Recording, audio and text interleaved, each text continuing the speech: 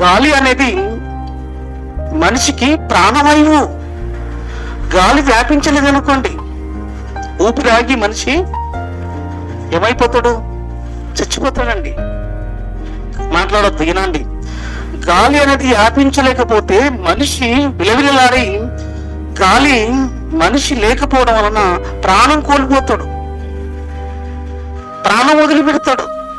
గాలి వ్యాపించకపోతే, మనిషి ఉండే దగ్గరికి గాలి లేదనుకోండి, మనిషి ఉండే చోటికి గాలి వెళ్ళలేదనుకోండి, మనిషి ప్రాణం పోతుంది, మనిషి చనిపోతాడు.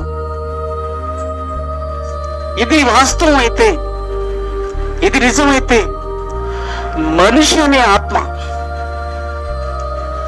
నీవు అనే ఆత్మ బ్రతకాలంటే, జీవించాలంటే, మనిషి ఉన్న ప్రతి చోటికి వాక్యం ఏం కావాలనుకున్నాడు? దేవుడు వ్యాపించాలనుకున్నాడు. చూశారా ఎంత చక్కటి ఆలోచన!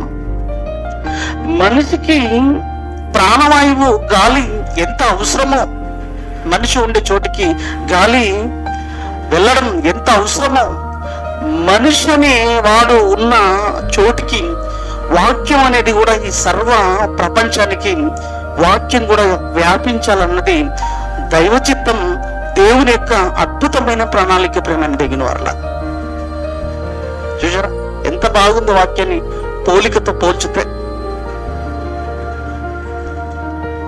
అందుకే దేవుని ఉద్దేశాన్ని మనం చూడగలిగితే, దేవుడు చెబుతున్న విషయం చూడండి ఒకసారి.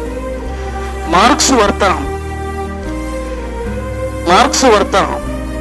16వ అధ్యాయము, మార్క్స్ వార్త 16వ అధ్యాయము 15వ వచనం అండి.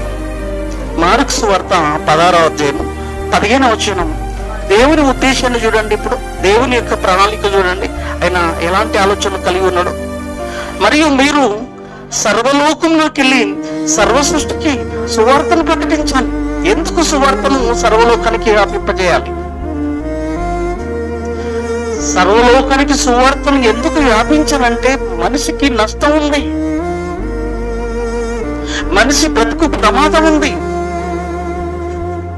గాలి మనిషికి అందకపోతే, గాలి మనిషికి వ్యాపించకపోతే, మనిషి ఉన్న చోటికి గాలి వెళ్ళకపోతే మనిషి చనిపోతాడన్నది వాస్తవం అయితే, మనిషి ఉన్న చోటికి వాక్యం వెళ్ళకపోతే మనిషి బ్రతుకు నిండు జీవితం సర్వనాశనం కాబోతుంది. ప్రేమైన తగిన వల్ల గాలి మనిషిని బ్రతికించేదైతే, అదొక ప్రాణవాయువు అయితే, దేవుని వాక్యం కూడా మనిషిని రక్షించడం